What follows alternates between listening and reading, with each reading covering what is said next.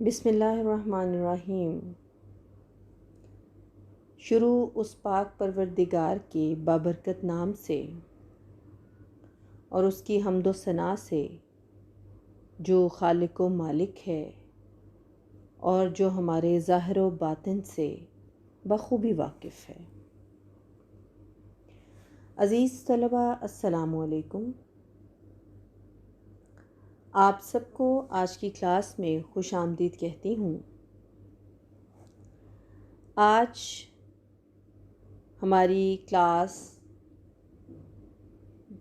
اردو شاعری کا آغاز و ترقی میں ہمارے لیکچر کے سلسلہ میں یہ 25واں لیکچر ہے۔ عزیز طلبہ، آپ جانتے ہیں کہ اردو شاعری کی ابتدا اور ترقی کے تناظر میں ہم نے آغاز شاعری سے، اردو شاعری کے آغاز سے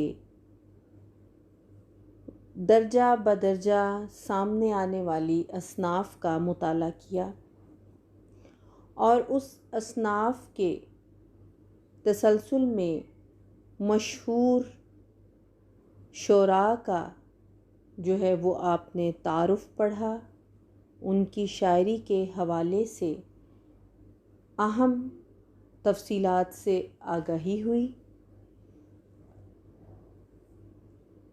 شعری اصناف کا یہ سلسلہ غزل کی صنف سے شروع ہوا، جس میں آپ نے مشہور و معروف شعراء غالب، میر جیسے معروف شعراء جو ہمارے نصاب میں شامل شعراء تھے، ان کے تحقیقی و تنقیدی انداز میں ان کی شاعری کا تجزیہ بھی دیکھا اور ان کی شعری ادوار کو مکمل اس دور کے حوالے سے آپ نے اچھے طریقے سے اس کی تفہیم بھی کی۔ اس کے بعد پھر آپ نے مثنوی کی صنف کے بارے میں جانا، مثنوی کی ابتدا، اس کا تعارف، اس کی ترقی اور مشہور مثنوی گو شعراء اور ان کی مشہور و معروف مثنویوں پر آپ نے بہت گہری جو ہے وہ گہرا مطالعہ ایک طرح سے کیا، اور میں نے اس کی جزیات سمیت اس کی تدریس آپ کو کروائی۔ اس کے بعد پھر آپ نے مرثیہ جو ہے اس کو دیکھا کہ مرثیہ کی صنف جو ہے اس کے بارے میں جانا، اس صنف کو پہچانا۔ اس مشہور مرثیہ گو شاعر میر انیس کے حوالے سے آپ نے ان کی شاعری کو دیکھا، اس صنف کے اجزائے ترکیبی، اس کے آغاز، اس کے ارتقاء، اس دور کے مرثیہ گو شعراء، ان کا لب و لہجہ غرض کے تمام جو ہیں وہ آپ کو تفصیلات آپ کے گوش گزار کی میں نے۔ اسی سلسلہ کی ایک اہم کڑی آپ کے نصاب میں شامل جو حصہ ہے وہ قصیدہ ہے۔ تو قصیدے کی صنف کے بارے میں سب سے پہلے آپ جانیں گے کہ قصیدہ کیا ہے، اور پھر آپ شامل نصاب حصے میں مشہور قصیدہ گو شاعر سودا کے بارے میں جو ہے وہ پڑھیں گے۔ تو سب سے پہلے جو ہے وہ آج کا یہ لیکچر قصیدے کے تعارف اور اس کے ارتقائی سفر پر مشتمل ہوگا۔ آپ کی تفہیم کے لیے میں نے قصیدے کی صنف کو 3 حصوں میں جو ہے وہ منقسم کیا ہے، تاکہ آپ آسانی اور سہولت کے ساتھ اس صنف سے جو ہے مکمل آگاہ ہو جائیں۔ پہلے حصے میں جو ہے وہ ہم قصیدے کی لفظی و اصطلاحی تعریف کو دیکھیں گے، اور اس کے بعد قصیدے کی اقسام پر نظر ڈالی جائے گی، اور ساتھ میں قصیدے کے اجزاء ترکیبی کو ہم تفصیلی انداز میں دیکھیں گے۔ اور اس کے بعد پھر اگلے 2 لیکچرز میں جو ہے وہ اس کے ارتقائی سفر اور تاریخ میں قصیدے کا آغاز، ارتقاء اور اس کی صورتحال کو آپ دیکھیں گے۔ اس تفصیل کو آپ تک پہنچانے اور آپ کو پڑھانے کا مقصد یہ ہے کہ چونکہ آپ کا مضمون اس نوعیت کا ہے اور اس کے لیے ناگزیر ہے کہ آپ کو تمام شاعری کی اصناف کے آغاز و ارتقاء سے مکمل آگہی دلوائی جائے، اور تاکہ آپ اس صنف کو پہچانیں اور اس حوالے سے ان شعراء کو بھی اچھے طریقے سے جان لیں۔ تو آئیے ہم اپنے لیکچر کی طرف آتے ہیں اور ہم دیکھتے ہیں کہ قصیدہ کیا ہے۔ تو عزیز طلباء، قصیدہ جو ہے وہ ایک شاندار صنف سخن ہے اور اس کا ماضی بہت روشن اور تابناک رہا ہے۔ سرزمین عرب پر جہاں قصیدے نے آنکھیں کھولیں، اس سے بہت کام لیے گئے۔ کسی شاعر نے اپنے قبیلے کے اوصاف بیان کر کے اس کے افتخار میں اضافہ کیا، کسی گاؤں نے قصیدے میں جگہ پا کے تاریخ کے اوراق میں اپنی جگہ بنا لی، کسی عاشق نے اپنے عشق کی واردات کو قصیدے کا روپ دے کر اپنی داستان عشق کو امر کر لیا۔ شاعروں کے ذاتی تجربات و احساسات، مناظر فطرت، ملکی مسائل، غرض ایسا کیا تھا جو عربی قصیدے میں موجود نہ تھا؟ لیکن آگے چل کر اس کے اغراض و مقاصد بدل گئے اور اس کی صورت بھی تبدیل ہو گئی، اور پھر اسی قصیدے کو ذاتی غرض کے لیے استعمال کیا گیا اور انعام و اکرام کے لالچ میں اہل اقتدار کی بیجا تعریف کی گئی۔ اسی وجہ سے حالی نے اردو قصیدے کو جھوٹ کی پوٹ اور خوشامد کا استعارہ کہا، تو اس ناپاک دفتر کو عفونت میں سنڈاس سے بہتر ٹھہرایا، مگر اس کی ذمہ داری صنف قصیدہ پر نہیں بلکہ قصیدہ نگاروں پر ہے۔ قصیدے کا یہ شرف کچھ کم ہے کہ غزل جیسی دل فریب صنف سخن نے اس کی کوکھ سے جنم لیا، یعنی کہ قصیدے کی اگر آپ تعریف کو جاننے سے پہلے یہ دیکھیں کہ جہاں قصیدے کی صنف کے عروج اور اس کی تابناکی کی بات ہے تو وہاں اس پر جو ہے وہ اعتراضات بھی ہوئے، اور وہ اعتراضات محض اس کے ذاتی مفادات کے لیے اس کی شکل و حیت کو تبدیل کرنے کی وجہ سے ہوئے، ورنہ قصیدے کا دامن اتنا وسیع ہے کہ اس میں موضوعات کی وسعت اور بے تحاشا جو ہے وہ موضوعات کو سمیٹنے کی اس میں گنجائش موجود ہے، اور غزل جیسی خوبصورت صنف نے بھی سمجھے اسی قصیدے سے جنم لیا۔ اب ہم اس کے لفظی مفاہیم کی طرف آتے ہیں۔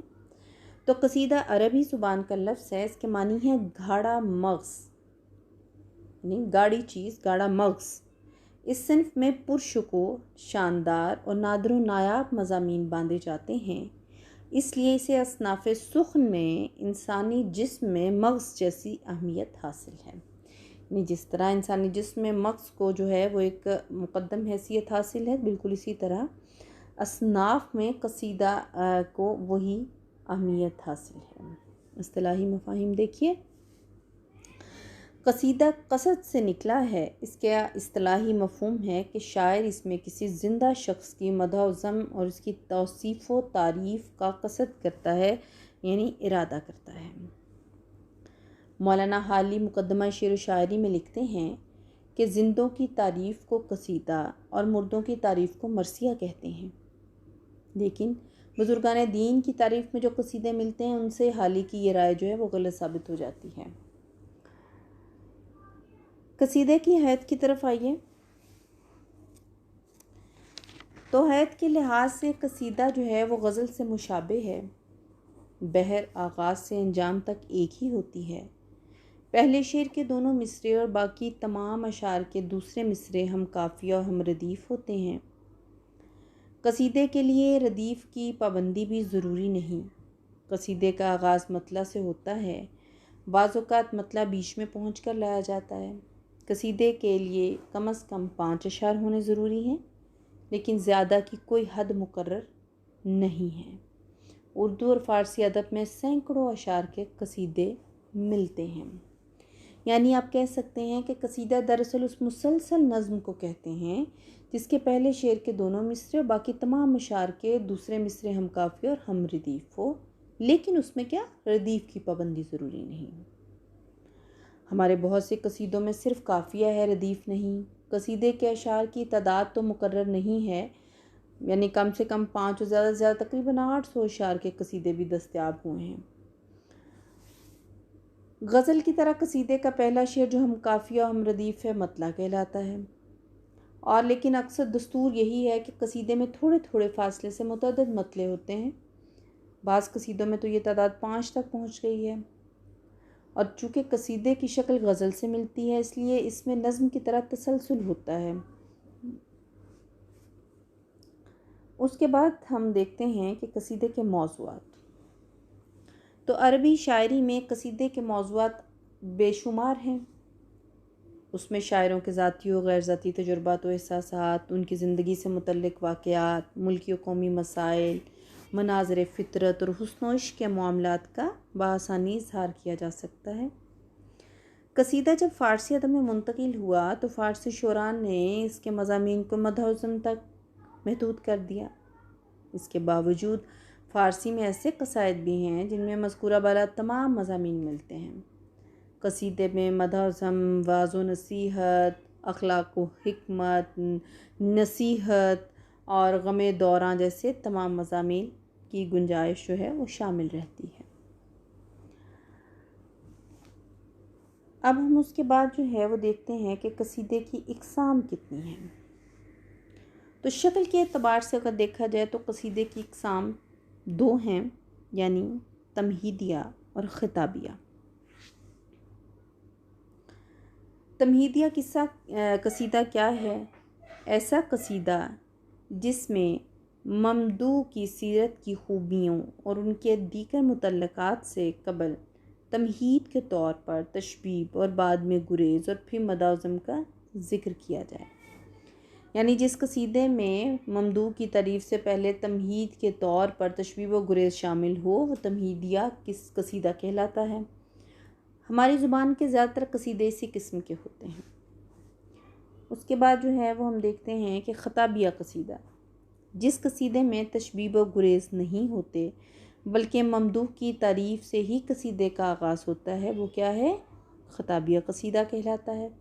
مثلاً عالمگیر ثانی کی مدح میں سودا کا قصیدہ ہے، اشتہار تجھ سے میرا اے فلک جناب، کیا لیکن اس طرح کے قصیدے اردو میں کم ہیں۔ مضمون کے اعتبار سے قصیدے کو ہم اگر دیکھیں تو اس کو ہم کس طرح تقسیم کریں گے وہ بھی آپ دیکھ لیجئے۔ مضمون کے اعتبار سے قصیدے کی اقسام جو ہیں وہ آپ دیکھ سکتے ہیں کہ مدحیہ قصیدہ، ہجویہ، واضیہ، بیانیہ، یہ تو بنیادی ہیں جو میں اس کے علاوہ بھی آپ بہاریہ قصیدہ ہے، عشقیہ قصیدہ ہوتا ہے، حالیہ قصیدہ ہوتا ہے، پھر فخریہ، دعائیہ۔ تو یہ ایک طرح کی مختلف قسم کی اقسام ہیں اس میں مضمون کے اعتبار سے، یاد رہے مضمون کے اعتبار سے۔ تو مدحیہ قصیدہ جو ہے وہ کیا ہے؟ ایسا قصیدہ جس میں کسی کی تعریف ہی تعریف ہو، مدح ہو، اسے مدحیہ قصیدہ کہتے ہیں۔ ہجویہ، ایسا قصیدہ جس میں کسی شخص کی خوب خبر لی گئی ہو، اس کی برائی کی گئی ہو یا پھر زمانے کی گردشوں اور مصیبتوں کا ذکر ہو۔ سودا کا مشہور قصیدہ تضحیک روزگار، شخصی حجو کے ساتھ ساتھ زمانے کی چیرہ دستیوں کا بھی مرقع ہے۔ ٹھیک ہے۔ واضیہ، ایسا قصیدہ جس میں واضح و حکمت اور نصیحت کی جائے، جو سکھانے کے حوالے سے دانائی کی بات ہو، تو سودا کا قصیدہ جو ہے وہ قصیدہ در نصائح فن شعر واضیہ قصیدے کی بہترین مثال ہے۔ بیانیہ قصیدہ کو اگر دیکھیں آپ تو ایسا قصیدہ جس میں بوق المونی، تنوع، رنگا رنگی ہو، مثلا بہار کا تذکرہ ہو، زمانے کے انتشار و اضطراب کا ذکر ہو اور ذاتی حالات و واقعات ہوں وغیرہ وغیرہ۔ بہاریہ قصیدہ کو اگر آپ دیکھیں تو اگر قصیدے کی تشبیب بہار کے موضوع پر ہے تو اسے کیا کہیں گے ہم؟ بہاریہ قصیدہ۔ عشقیہ، اگر تشبیب حسن و عشق کے موضوع پر ہو تو وہ عشقیہ قصیدہ کہلائے گا۔ حالیہ، قصیدہ کی تشبیب جب شاعر کے ذاتی حالات اور گردش زمانہ پر مبنی ہو تو ایسا قصیدہ حالیہ کہلائے گا۔ فخریہ، اگر قصیدے کی تشبیب میں جب شاعر اپنی سخنوری، ہنردانی، فنی مہارت اور اپنے خاندان کے اوصاف کا ذکر کرے تو ایسا قصیدہ کیا فخریہ کہلائے گا۔ دعائیہ قصیدہ، یہ ایک قصیدہ ہے جس میں تشبیب نہیں ہوتی۔ اس قسم کے قصیدے کا آغاز ممدوح کی دعا سے کیا جاتا ہے۔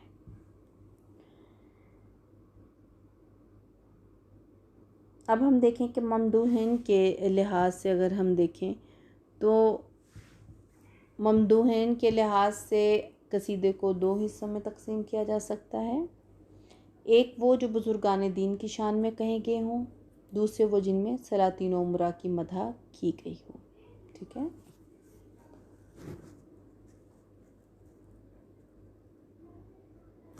اب ہم ایک بہت اہم حصے کی طرف آتے ہیں۔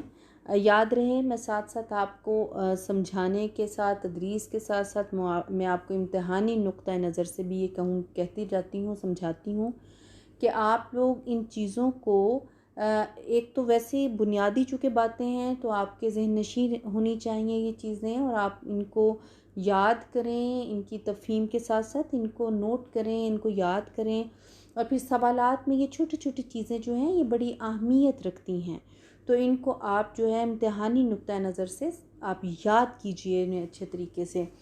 تو جیسے قصیدے کی اقسام ہیں، اب پھر اجزائے ترکیبی ہیں، تو ہر صنف کی جو ہے وہ اجزائے ترکیبی کو آپ اچھے طریقے سے یاد رکھیں۔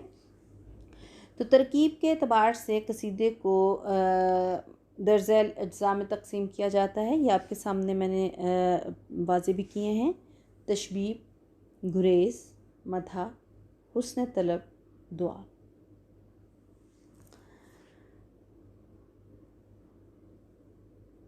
قصیدہ سب سے پہلے عربی زبان میں لکھا گیا، اس لیے یہ دیکھنا ضروری ہے کہ عربی قصیدہ جو کتنے اجزاء پر مشتمل تھا۔ شعرائے عرب عشقیہ اشعار سے قصیدے کا آغاز کرتے تھے، یہ حصہ تشبیب یا نصیب کہلاتا تھا۔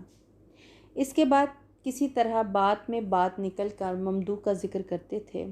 قصیدے کے اس جزء کو تخلیص، تخلص یا مخلص کہا جاتا تھا۔ آگے چل کر جب یہ صنف ایران میں پہنچی تو فارسی شعراء نے اسے گریز کا نام دیا۔ قصیدے کا تیسرا حصہ جس میں ممدوح کی تعریف ہوتی تھی، مدح یا تحمید کہلاتا تھا۔ قصیدے کا خاتمہ دعا پر ہوتا تھا، جسے جو ہے وہ خاتمے کی ایک اچھی ایک حصہ گردانا جاتا تھا۔ فارسی شعراء نے جب اس صنف کو اپنایا تو انہوں نے بھی یہی 4 ارکان یعنی تشبیب، گریز، مدح اور دعا برقرار رکھے، اور یہی اردو قصیدے کے اجزائے ترکیبی ہیں۔ ٹھیک ہے، یعنی میں نے آپ کو چونکہ عربی زبان سے تھا تو عربی زبان میں جو ہے ان کے اجزائے ترکیبی آپ کے علم کے لیے میں نے بتا دیا، اور اس کے بعد پھر ایران والوں نے بھی ایسے ہی لیا، فارسی شعراء نے، اردو میں بھی ایسے ہی آئے۔ قصیدے کے اجزائے ترکیبی کو اب تفصیل سے دیکھتے ہیں ہم۔ تشبیب قصیدے کی تمہید کو تشبیب کہتے ہیں۔ عربی شعراء عشقیہ اشعار سے قصیدے کا آغاز کرتے تھے، اسی نسبت سے قصیدے کے اس حصے کو تشبیب کا نام دیا گیا۔ تشبیب کے معنی ہیں شباب کا تذکرہ، اور نصیب کے معنی ہے حسن نسوانی کا ذکر، یعنی تشبیب یا نصیب کا نام دیا گیا تھا۔ فارسی اور اردو شاعروں نے اس شرط کو باقی نہیں رکھا اور تشبیب میں ہر طرح کے مضامین داخل کر کے اسے وسعت دے دی۔ یہ مضامین 2-4 نہیں جو آسانی سے یہاں گنائے جائیں، بہرحال ان میں سے چند یہ ہیں: معاملات حسن و عشق، موسم بہار کی کیفیت، رندی و سرمستی، واعظ و نصیحت، اپنے کمال فن پر فخر و مباحات، ناقدری زمانہ کا گلہ، دنیا کی ناپائیداری و بے ثباتی۔ یہ بھی ہوا کہ کسی پری کے سراپا، کسی خواب کے بیان اور خوشی کو مجسم فرض کر کے اس سے بات چیت کو تشبیب کا موضوع بنایا گیا۔ اس کے علاوہ شعر و موسیقی کے مباحث و تصوف و اخلاق، فلسفہ و حکمت، منطق و نجوم کے مسائل کو بھی موضوع تشبیب بنایا گیا۔ خلاصہ کلام یہ کہ فارسی اردو کے شاعروں نے تشبیب کے موضوعات کو بہت وسعت دی۔ بعض قصیدہ نگاروں نے تشبیب میں غزل بھی شامل کی ہے۔ ظاہر ہے یہاں عام غزل کی گنجائش نہیں، یہ غزل ایسی ہونی چاہیے جس میں زور بیان اور شان و شکوہ ہو تاکہ وہ قصیدے سے ہم آہنگ ہو سکے۔ تشبیب کا پہلا شعر قصیدے کا مطلع ہوتا ہے، اور یہی وہ شعر ہے جو یا تو سامعین کو متوجہ کر لیتا ہے یا انہیں بے توجہ کر دیتا ہے۔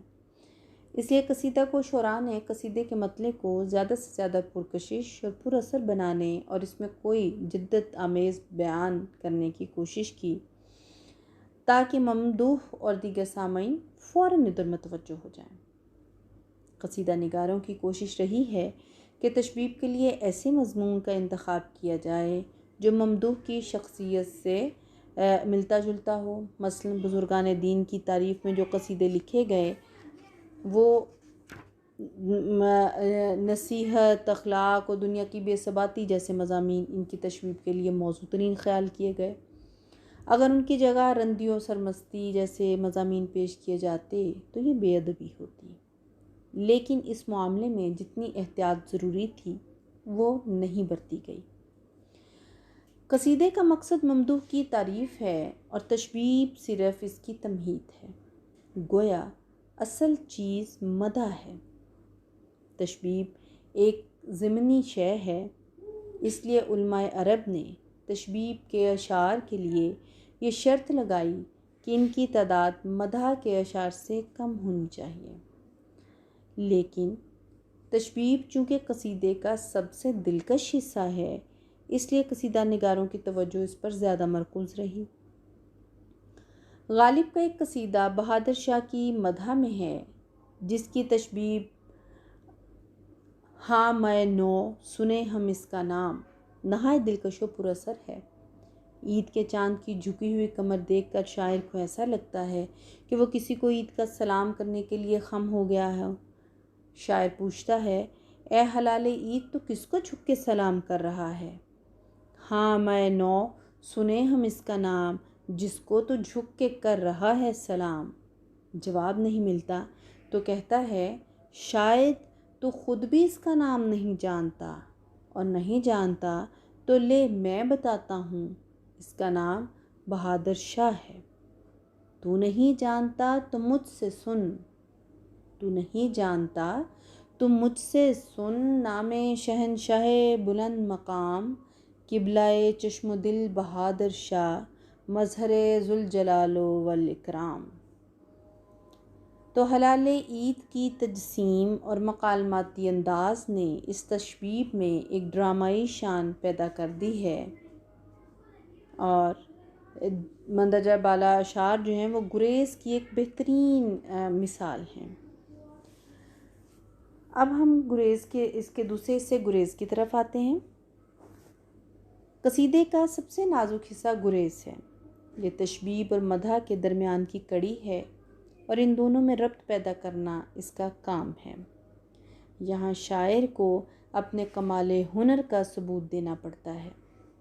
بقول ابو محمد وہ کہتے ہیں کہ گریز کا سب سے بڑا حسن یہ خیال کیا جاتا ہے کہ تشبیب کہتے کہتے شاعر مدح کی طرف اس طرح گھوم جائے جیسے بات میں بات پیدا ہو گئی ہو۔ گریز کی یہی وہ خوبی ہے جس کی وجہ سے وہ قصیدے کا مہتمم بالشان حصہ اور شاعر کے کمال کا معیار سمجھا جاتا ہے۔ گریز ایک شعر کے ذریعے بھی ممکن ہے اور اس کے لیے ایک سے زائد اشعار بھی استعمال کیے جا سکتے ہیں۔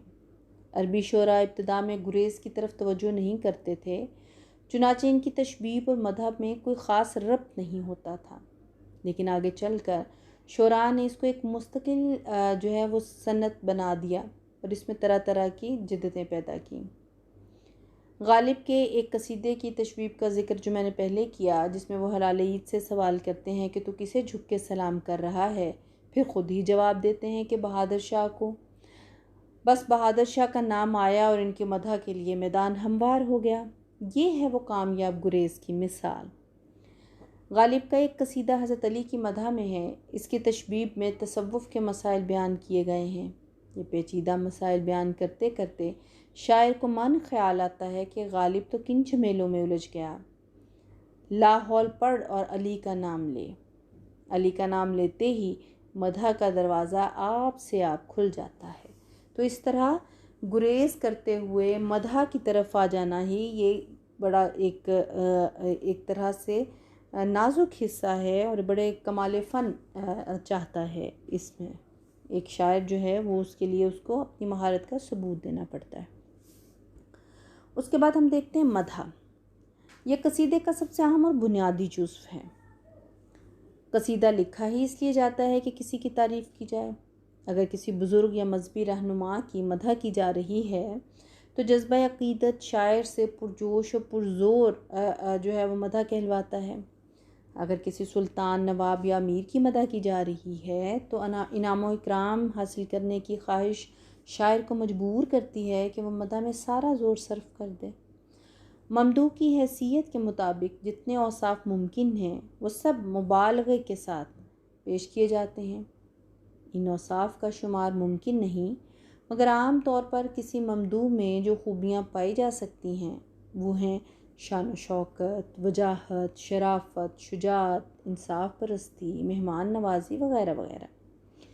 اگر ممدوح کوئی مذہبی شخصیت ہے تو فقر و استغنا، راست گفتاری، علمیت، خدا ترسی اور کشف و کرامات جیسی خوبیاں اس میں پائی جا سکتی ہیں۔ شاعر انہیں بڑھا چڑھا کر بیان کرتا ہے کیونکہ اس کے بغیر مدح میں زور پیدا نہیں ہو سکتا۔ ممدوح کی تعریف اس کے ذاتی اوصاف کی بنا پر نہیں کی جاتی بلکہ اس طبقے کو پیش نظر رکھ کے کی جاتی ہے جس سے اس کا تعلق ہے۔ جب قصیدے کا رواج تھا تو باحثیت طبقے کی تقسیم کچھ اس طرح تھی: سلاطین، وزراء، امراء، نوابین، مذہبی پیشوا وغیرہ وغیرہ۔ غالب کے قصیدے سے مدح کے چند شعر جو ہیں وہ اگر آپ کو سناؤں میں آپ کے سامنے پیش کرتی ہوں۔ قبلہ چشم و دل بہادر شاہ، مظہر ذوالجلال والاکرام، شاہ سوار طریقہ انصاف، نو بہار حدیقہ اسلام، جس کا ہر فعل صورت اعجاز، جس کا ہر قول معنی الہام، بزم میں میزبان قیصر و جم، رزم میں استاد رستم و سام۔ تو یہ اشعار جو ہیں مدح کے آپ کے گوش گزار کیے میں نے، اس سے آپ دیکھیں کہ کیسی پرشکوہ زبان اور ایک شان و شوکت اور اس طبقے کے حوالے سے اس کو سامنے رکھتے ہوئے شاعر کو بیان کرنا ہوتا ہے۔ اس کے بعد جو ہے وہ حسن طلب یا عرض مطلب اور دعا کا ایک حصہ آتا ہے۔ یہ قصیدے کا آخری حصہ ہے۔ قصیدے کا آخری حصہ دعا کہلاتا ہے۔ مدح کے بعد شاعر ممدوح کو درازی عمر، افزونی دولت اور ترقی جاہ کی دعا دیتا ہے۔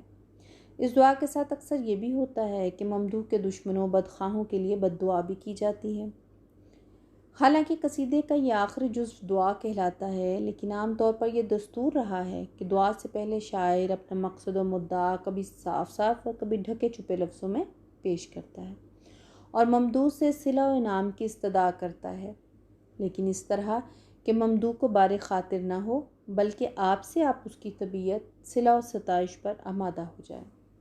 جس طرح یہ ضروری ہے کہ قصیدے کا مطلع ایسا دلکش ہو کہ ممدوح و سامعین کو فی الفور اپنی طرف متوجہ کر لے، اسی طرح یہ بھی ضروری ہے کہ جن اشعار پر قصیدے کا خاتمہ ہو وہ بہت پر اثر ہوں اور سننے والوں پر گہرا نقش چھوڑیں۔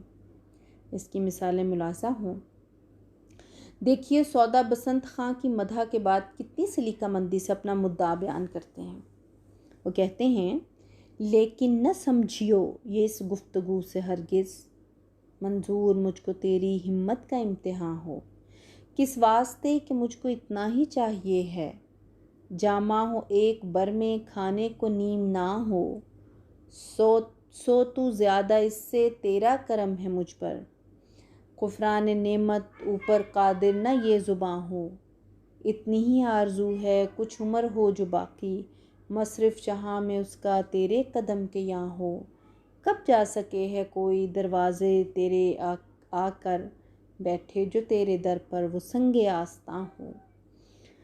تو یہ کتنے خوبصورتی کے ساتھ انہوں نے جو ہے وہ انعام و اکرام کی ایک طرح سے جو ہے وہ درخواست پیش کی ہے تو مومن کا ایک قصیدہ اس دعا پر ختم ہوتا ہے: مومن اب ختم کر دعا پہ سخن، تا کجا لا فہائے تو لانی، تیرا اقبال روز افسوں ہو جیسے مومن پہ لطف رحمانی۔ تو قصیدے کی جو ایک شناخت ہے وہ زبان بھی ہے جو قصیدے میں استعمال کی گئی، اس کے بارے میں بھی جو ہے وہ میں اب اظہار خیال، یہ در حقیقت وہ 4 اجزائے ترکیبی ہیں جو ہمارے قصیدے کے بنیادی اجزائے ترکیبی ہیں، جن کا آپ کو جاننا بہت ضروری تھا اور ان کو یاد رکھنا بھی ضروری ہے۔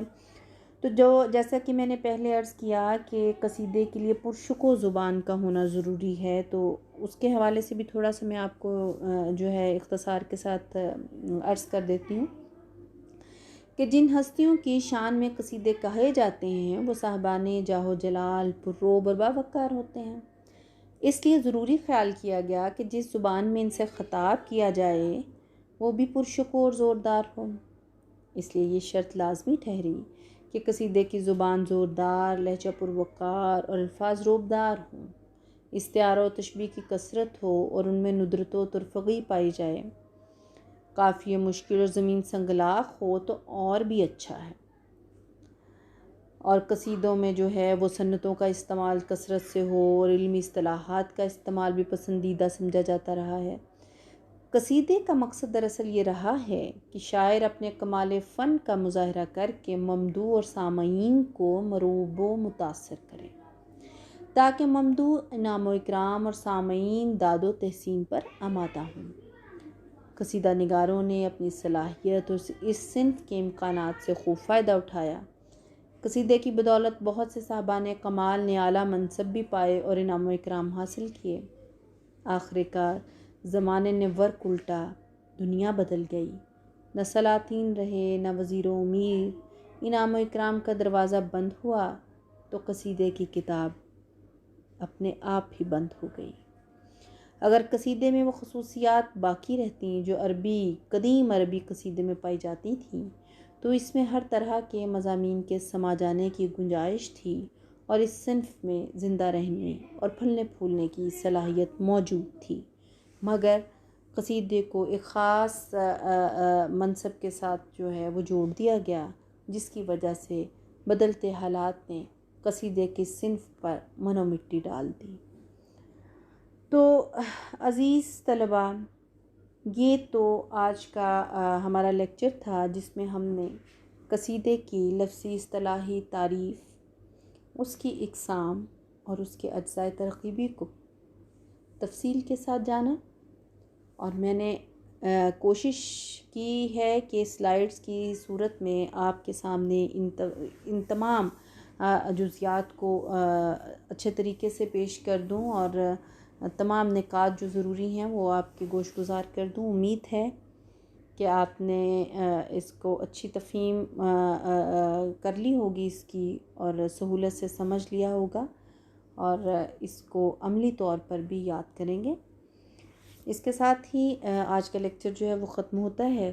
انشاءاللہ اگلے لیکچر میں قصیدے کے تاریخی آغاز اور پھر اس کے ارتقائی سفر کے بارے میں ہم جانیں گے۔ تب تک کے لیے آپ مجھے اجازت دیجیے۔ بہت شکریہ۔ اللہ نگہبان۔